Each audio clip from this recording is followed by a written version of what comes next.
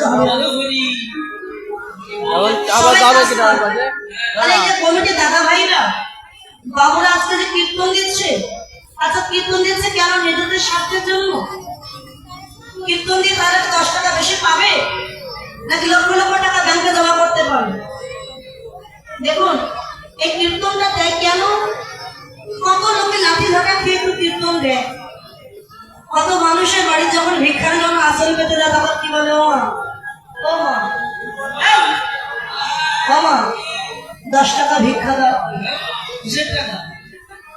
কীর্তন দেবো। তখন মাকে বলে ও সব করবার দরকার কি? ওই 5 জন মিলে ভিক্ষা করতে আসে কীর্তনের নামে, কিছু টাকা মন্দির প্রসাদ কিনে দেয় আর সবকে নিজেরা ব্যাংক ব্যালেন্স করে রেখে দেয়। কিন্তু মা ওই বাড়িতে যদি ডাকাত করে গলায় যদি ছুরি ধরে, টাকা চাওয়া লাগবে না, যা আছে নিয়ে নাও, শুধু আমাকে প্রাণে ছেড়ে দাও, সব নিয়ে নাও। বিয়ে ভাগ যাকে মনে কেড়ে নিতে কতক্ষণ। আজ আমি ভিখারি, কাল যে রাজা হব না এর কোনো গ্যারান্টি নেই। আর আজ আমি যে রাজা, কাল যে ভিখারি হব না এর কোনো গ্যারান্টি নেই। তাই বিয়ে ভাগ যাকে মনে কেড়ে নিতে কতক্ষণ। ভগবান সম্পত্তি দিয়ে পরীক্ষা করে দেখি ওরা আমার জন্য ওরা কি খরচ করতে রাজি কি রাজি না। যে ভগবানকে দিয়ে খায় সেটা অমৃত হয়, আর যে ভগবানকে না দিয়ে খায় সেটাকে চোর বলা হয়। আপনারা বলেন কি চোর? হ্যাঁ চোর। দেখুন তার প্রমাণটা কি? যারা প্রসাদ ভুজি হয়, নিরামিষ ভুজি হয়, যারা ভগবানকে না দিয়ে সেবা করেন না, তাদের ঘরে গিয়ে দেখবেন রোগ না। হ্যাঁ মানুষ বলতে মানুষের শরীর রোগ থাকবে, ওই 1-2 রোগ হয়তো বছরে 1-2 অসুস্থ হল। আর যারা ভগবানকে না দিয়ে একাই সেবা করে তাদের ঘরে গিয়ে দেখো রোগের পাহাড়, রোগ মোটে শেষ হচ্ছে। তাই ভগবানকে দিয়ে সেবা করলে সেটা অমৃত হয়, আর ভগবানকে না দিয়ে সেবা করলে সেটা বিষের সমতুল্য হয়ে। তাই কীর্তনের জন্য কারোর বাড়িতে যদি ভিক্ষা করতে যায়, অনেকে দেওয়ার মতো ক্ষমতা আছে কিন্তু কীর্তনের জন্য দেবে না।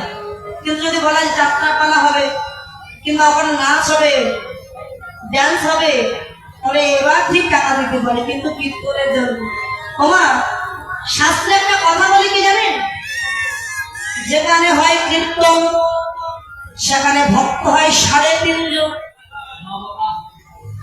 রায় রামানন্দ শরৎ দামোদর সিকি মাইতি আর মাধবী দেবী, তিনি হচ্ছে অর্ধ মাধবী দেবী। যেখানে হয় রামায়ণ সেখানে ভক্ত হয় গুনে গুনে 16 জন, আর যেখানে হয় জরিনা সেখানে কি হয়?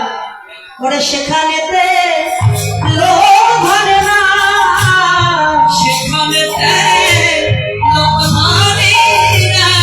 যেখানে হয় ওরে হয় জরিনা, সেখানেতে লোক ধরে না।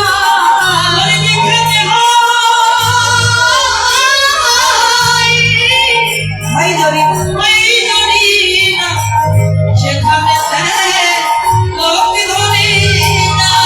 এই সনাতন ধর্মটা টিকিয়ে রাখতে হলে, সনাতন ধর্ম যদি টিকিয়ে রাখতে হয়, তাহলে বৃদ্ধ বাবাজি যারা আছেন আপনারা তো জানেন, আপনারা যখন মারা যাবেন আপনাদের ভবিষ্যৎ প্রজন্ম, এই দাদা ভাইয়ের ইয়ং জেনারেশন, তাদের যদি এই পথে না আনা হয় ভবিষ্যতে ধর্মটা থাকবে। বুড়োগুলো মরে গেলে বুড়োগুলো কীর্তন শুনবেন।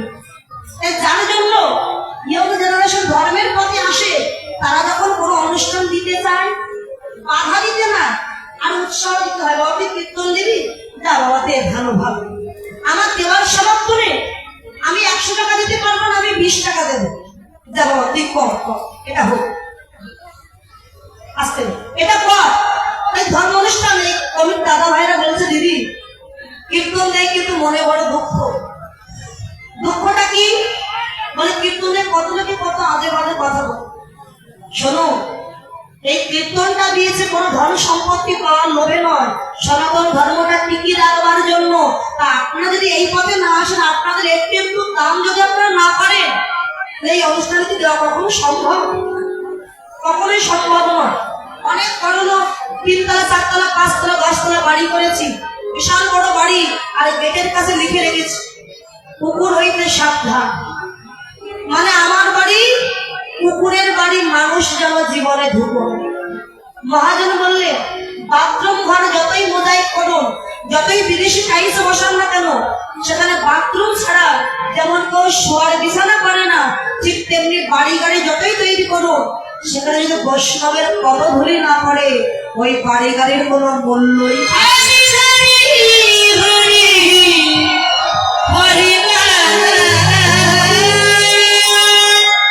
আর ভগবান বললেন আমার নাম গুলো করতে নিতে গেলে আগে ভিক্ষা করতে হবে, কেননা ভিক্ষা করতে গেলে মনটা দৃঢ়তা হয়ে আসে।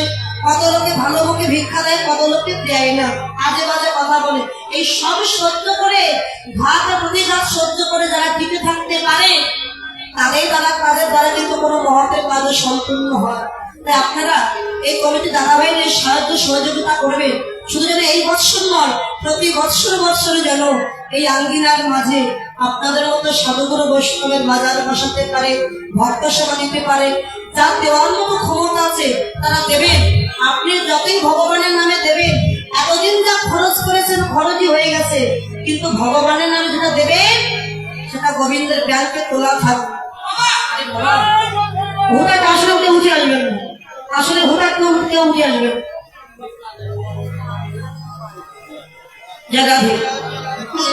দেখবেন আপনার কখনোই শেষ হবে না, ফুরাবে না। আপনি দিন আপনার কখনোই ফুরাবে না। দেখুন যেটা দক্ষিণা দেবেন আপনার কাছে রাখুন, কীর্তন শেষে নেব আমি।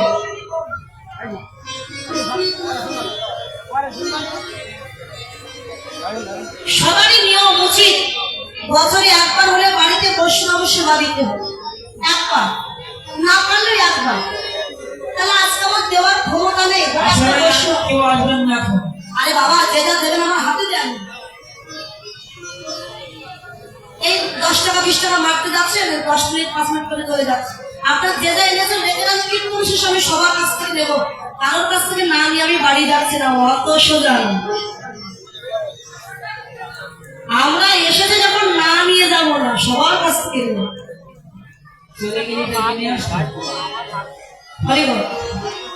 বছরে একবার হলে বাড়িতে বৈষ্ণব সেবা দিতে হয়। তাহলে আমার ধরুন দেওয়ার ক্ষমতা নেই, যেখানে 3000 টাকা খরচ একটা বৈষ্ণব বাড়িতে আনতে গেলে আমার দেওয়ার ক্ষমতা নেই, আমি কি করবো? তাহলে আমার দ্বারা বৈষ্ণব সেবা হবে না? হবে। কি করে?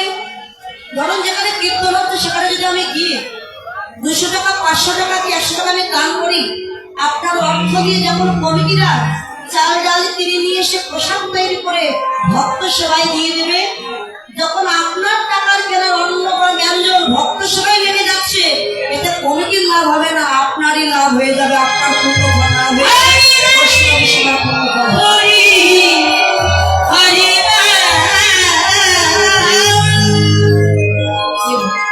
আজকে ভক্তের ভগবান গৌরাঙ্গ সুন্দর সবাইকে ডেকে বললেন জি নাম এনেছি, নাম এনেছি, তোমরা মেতে এসো, আমি তোমাদের জন্য নাম এনেছি হরিনাম। এই হরিনাম নয় রে ভাই, আরেক হরিনাম আছে, এই হরিনাম নিয়ে যাবে। সেই হরিনামে আছে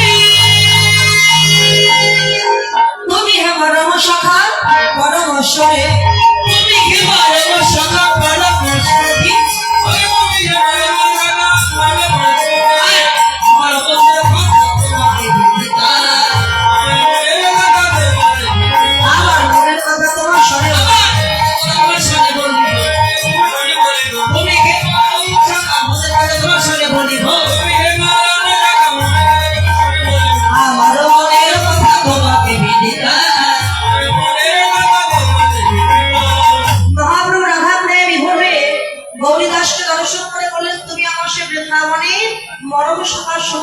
তুমি আমার রাধাকে এনে যাবো।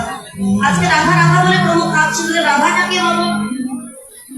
রাধা তো আরাধনায় কাটতে রাধা, যিনি করেন গোবিন্দের আরাধনা তিনি হলে রাধা। ব্রহ্ম হইতে নিম্ন যাবে তারে বলি ধারা, আর নিম্ন হইতে ঊর্ধ্বমুখে তারে বলে রাধা। রাধা ধারা উল্টালে হয় রাধা। এখন যদি বৃষ্টি হয় মা, বৃষ্টি জল উপর থেকে নিচে পড়বে, এটিকে বলা হয় জলের ধারা। আর নিচের জল যদি উপরে ওঠে বাবু? আরে নিচের জল কি ওপরে ওঠে? ওঠে না আমার নিচের জল উপরে? হ্যাঁ ওঠে না? ওঠে। প্রমাণ কি? টিউবওয়েলে যাবেন, পাম্প দেবেন, দেখবেন নিচের জল উপরে।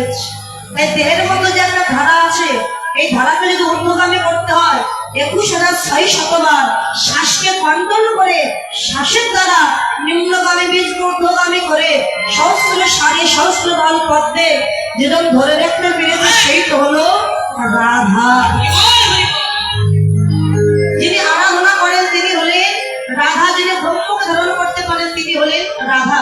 যদি কেউ ভাবে এদিকে নারী, এদিকে হচ্ছে রাধা, এদিকে পুরুষ, এদিকে হচ্ছে কৃষ্ণ, না বাবু, রাধা সবাই হতে পারে। যিনি আরাধনা করেন তিনি হলেন রাধা। সে নারী হোক বা পুরুষ হোক, যদি কৃষ্ণ ভজন করে সেই তো হলো রাধা।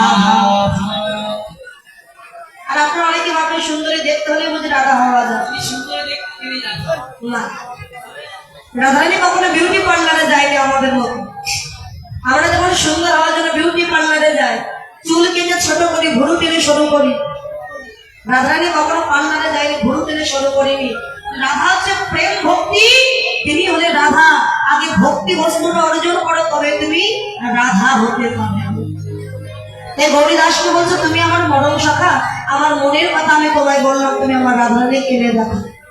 রাধা রাধা বলে প্রেমে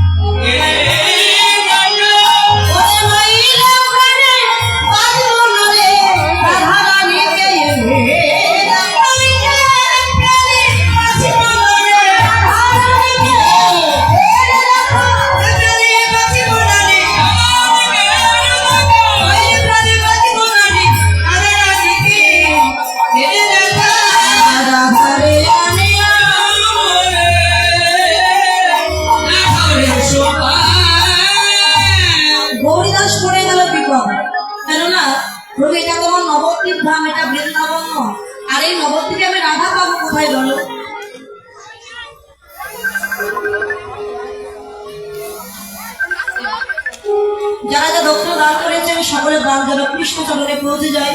স্বামী সন্তানের যেন সকলে সুখে থাকে, ভালো থাকে, কৃষ্ণ পদে যেন মনে থাকে। তাই বল হরি বল, হরি হরি বল, হরি বল। গৌরীদাস পণ্ডিত চিন্তা করে রাধা পাবো কোথায়?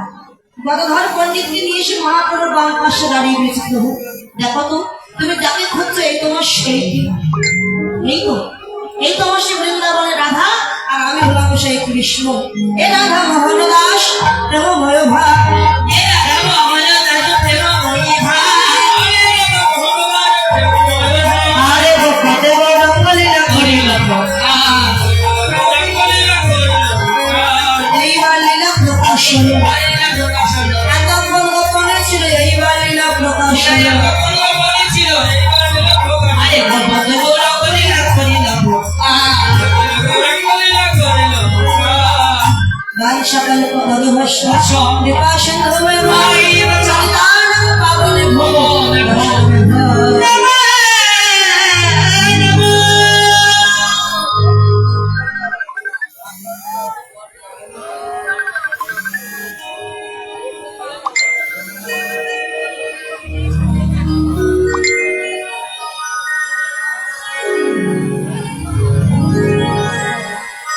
মাঝে একজন অতিথিবৃন্দ এসেছেন, তো উনি কিছু গুরুত্বপূর্ণ বক্তব্য দেবেন। ধৈর্য সহকারে শুনুন। ওখানে দিয়ে ওনার রাজীব ভাই সামনে দিয়ে আগে চলে যান।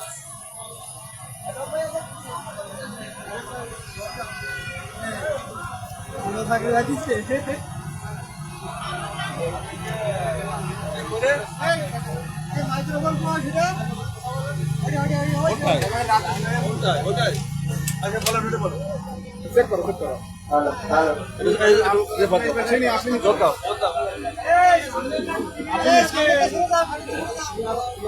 আপনারা তো ডাক্তার নাই, কিন্তু আমরা নিয়ে আসি।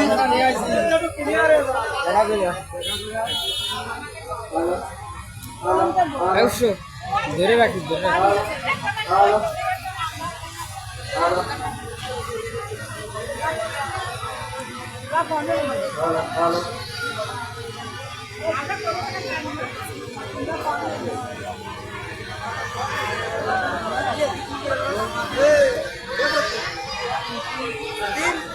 লাইভ করছে, ইনস্টাগ্রামে লাইভ চলছে না?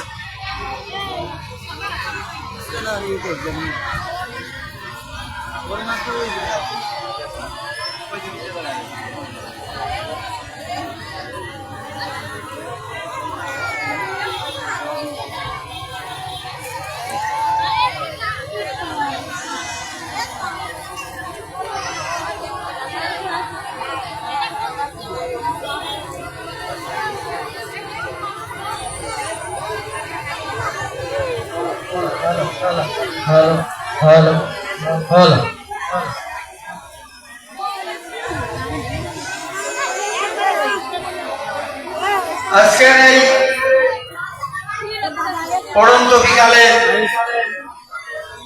প্রায় শেষের পথে আমাদের জোহরপুর